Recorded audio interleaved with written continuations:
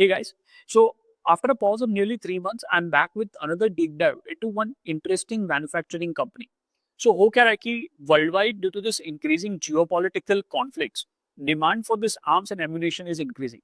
और ये जो advanced gun systems होती है, जिसको howitzer भी बोलते हैं, the shells, इनके जो shells होते हैं, the size of the shells is getting standardized to 155 mm. And the company which I'm talking about is investing heavily into manufacturing capacity of this 155 mm shells. So let me show you guys something. So as you can see, ये article जो है वो last week March का है, and it says that Defense Ministry inks mega 1,600 crore deal for indigenous heavy duty artillery guns. So यहाँ पे देखेंगे, it's as you can see this 155 mm 52 caliber ATAGS. So इसके जो shells है, the size of the shells is getting standardized to 155 mm. So the company I'm talking about is Good Luck India Limited. So ये video में हम analyse करेंगे good luck India का business model, will understand it's economics, P&L, balance sheet drivers, उसके past performance को review करेंगे and will of course look at its future growth driver including this 155 mm defense project. So stay with me as we uncover the fundamentals of Good Luck India Limited in this video. All right, let's start with the analysis. But before we move ahead, as a matter of regulatory disclosure, I'm a SEBI registered research analyst, and currently I do not have any financial interest in Good Luck India Limited. So, with that disclosure, let's just start with the company overview. So, Good Luck India Limited was started in 1986 by Mahesh Chandra Garg, who was an IIT Roorkee alumni. So, promoter pedigree काफी strong है इस company की. This company manufactures precision tubes and pipes called sheets, forging products and engineering structures. So broadly 4 segments में operate करते हैं ये लोग, which we'll cover in detail later on. But at the core, Good Luck takes raw steel coils and converts them into value-added engineering products. So this is what you need to understand about Good Luck. They operate 6 plants in 2 states, UP और गुजरात में इनके plants है, and with the total manufacturing capacity of 4,50,000 metric ton per annum. इनकी clientele काफी strong है. So let me just show you their clientele. So as you can see, Audi, BMW, Tata motors, ABB, Reliance, Mahindra, सबको ये supply करते हैं. They have pretty diversified clients across auto, industrial and oil and gas segments. They also export these products to 100 plus countries. So export से इनका 23 to 25% revenue आता है. So that was a brief overview. Let's now come to the segments. Let's talk about the segments in detail. So total इनके 4 segments हैं, and you can see the revenue is fairly distributed among these 4 segments. So we'll put this contribution in perspective later on. पहले segments को समझ लेते हैं. So first is CR coils, sheets and pipes. CR means cold rolled coils and sheets. So इसमें ये manufacture करते हैं welded tubes, pipes, galvanized pipes and hollow sections. So ये use होता है auto parts में, equipment, furniture में, chairs में आपने देखा होगा, and water and gas fluid transport में ये use होता है.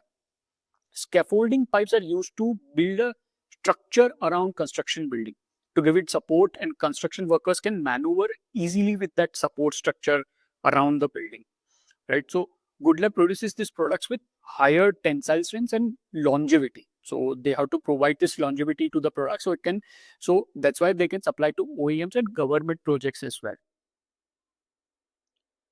सेकेंड है इंजीनियरिंग स्ट्रक्चर. सो इंजीनियरिंग स्ट्रक्चर पे ये लोग बनाते हैं telecom towers, railway bridges, foot over bridges. आपने देखा होगा रोड के एक एंड से दूसरे एंड में जाने के लिए फुट ओवर ब्रिजेस होते हैं. So that good luck supplies, and good luck is one of the key suppliers of L&T's Ahmedabad Mumbai bullet train project as well. So say they have supplied about 40% of its fabrication for this bullet project. So अभी आते हैं forging पे. So forging में basically metal को shape किया जाता है by giving extreme force and pressure through heat. So this process actually molds the metal and makes it resistant to stress. So forging products are used in heavy machinery, pipe connections, industrial equipment, और defense और aerospace में भी इसकी काफी extensive application है. So that is forging. Last है precision tubes. So इसमें majorly 2 तरीके की tubes होती है, एक ERW और एक CDW. ERW means electrical resistance welding tubes. वो basic metal rolling and heating के बाद मतलब ये बनाया जाता है. CDW is a bit complex, cold roll welded में, that's a one step ahead of electrical resistance welding. but it's a very highly value-add product. They are used in hydraulic equipment, vehicles with shock absorbers, machine components, etc. So क्योंकि इसकी application critical है, because of that customer approval process भी काफी lengthy होती है. It takes about 4 to 5 years to get established in this CDW business. So it works as an entry barrier. So let's now put this segments into perspective. So इसमें जो forging और precision tubes है, ये high value added segments है with 12 to 15% EBITDA margins. So as you can see, FY23 में this business has contributed 38% to the top line, but 64% to EBITDA. 9 months FY25 में the top line contribution increased to 41%. So clearly Goodluck has been trying to increase the contribution over the years. Coils and sheets में margins कम होता है 4 to 5%. So this is not Goodluck's priority, so to say. It classifies them as a regular business. So all the investments and efforts are concentrated on these two value-added businesses. So that was a detailed overview of Goodluck's business model. All right. So now let's understand the economics of Goodluck India Limited in detail. So as you can see, look at the material cost first. So material cost is around 73 to 75% of revenue. So the material margins are around 25 to 27%. इनका जो main raw material है, that is hot rolled coils. So there is a direct impact of steel prices on the material cost. So if we add other direct costs like this processing charges, stores and spares, packing materials, the contribution margin comes around 13 to 14%, which indicates low operating average. So basically margin is a function of two things. एक है scale and दूसरा how efficiently the costs are managed. That is cost efficiency and economies of scale. See, as the input is dependent on the steel prices, so it's important to understand how steel cycles impact the company, right? So let's understand that. So first thing is, if there is a steep increase in steel prices, so that will impact the margins negatively because there is a lag in passing the change in steel prices to the customers, right? So there will be impact on margins. Another thing is, even if margins are consistent, which in Goodluck's case it is, as you can see, EBITDA margins are consistent at 7 to 8% for the last 5 to 6 years. But still, even if the margins are consistent, lower steel prices can lead to lower revenue and lower EBITDA per ton. So basically, EPS will also be lower in that case. So volume is the only thing in their control, and they have to keep on adding capacities to increase the volume. So अभी आते हैं balance sheet पे. So look, Goodluck का model is capital intensive. They constantly need to invest in capacities, as we discussed earlier, and also the working capital. So look at the working capital. It's about 23 to 25% of sales. So for every 100 rupees of incremental sales, they have to invest 25 rupees in additional working capital. So this is also reflected in their elevated leverage ratio. So as you can see, debt equity was higher at 1.6 to 1.5. It has come down, but it was higher historically because they have relied, because of the poor cash conversion, they have relied on external funding. So short-term bank debt from banks to finance their working capital needs. So that is these are the things that you need to keep in mind. ROCE was also moderate at 14-15%, and that has been pretty consistent. So these are the broad economics of this business. So let's talk about the past performance of Goodluck India Limited. So pre-COVID की बात करें, so as you can see, their top line from FY24 to FY14 to FY16, this top line has been largely flat because steel prices declined during this period. So the top line didn't grow. The margins expanded. As you can see, OPM expanded from 5% to 9% because of the lower raw material pricing. So 17-18 में top line increased a bit because of the steel price increase, but net profitability was quite weak in FY17 and FY18, largely because of the increasing finance cost. अब ये finance cost क्यों increase हुआ? As you can see, the borrowings went up from 284 crores in FY24 to 411 crores in FY17. So that is why, and the borrowings went up because the company invested 256 crores in tubes and structures capacity during this period. So that is why the borrowings went high and also the finance cost went high, impacting the net profitability. But in 1920, so FY19 and FY20, as you can see, the investment in this capacity started bearing fruits. So as you can see, there was a good volume growth in FY19, but COVID slowed down their growth trajectory. As you can see, FY20 and FY21 was nearly flat in terms of growth. So during को post Covid की बात करते हैं, FY22 में top line grew by 66% year on year. So because of this increased steel prices due to Russia-Ukraine conflict and also the volume growth was also very healthy during FY22.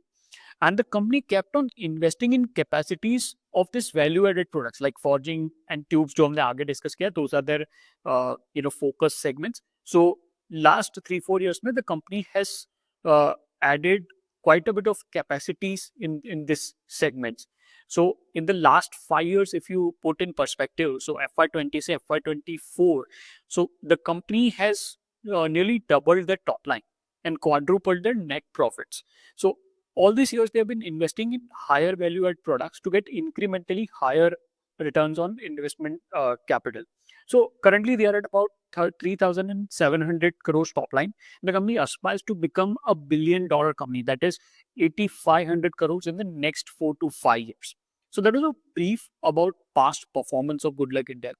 Okay, so let's talk about the growth strategy of Goodluck. So Goodluck के case में दो important growth catalyst है. One is hydraulic tubes and second is defense plant. Hydraulic के case में Goodluck is investing 200 crores for 50,000 metric ton capacities and aims to get 500 to 6 crores peak revenue from this expansion. So nearly 2.5 to 3x of asset turnover from this project. So they have orders in place and samples are also in customer approval stage already. So as we discussed earlier, this is a very sticky business. So the management is very optimistic about the demand in case of hydraulic tubes. Second is defense plant, जो हमने video के starting में बात करी. They are investing close to 220 crores in manufacturing of 155 mm shells, and they will manufacture around 1.5 lakhs such shells. So the peak revenue from this project is going to be 300 crores. So comparatively lesser asset turnover, but the EBITDA margins are going to be close to 20%. So that's quite high than the existing margins of 7 to 8%. All in all, incrementally returns on invested capital will improve from these projects. And as I said earlier, the company aims to become a $1 billion company with increasing ROIC. So let me show you some management commentary around this. So here they're talking about becoming a $1 billion company in the next 3-4 years. And here they are talking about low investment with high returns. So they are choosing value over volume approach. They are not interested in just growing the volume without value. So that is their broad growth strategy going forward.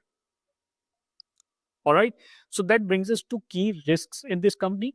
So it's always good to understand where we can go wrong. So see, first is low cash conversion. We talked before as well how low cash conversion has led to increasing bank borrowings.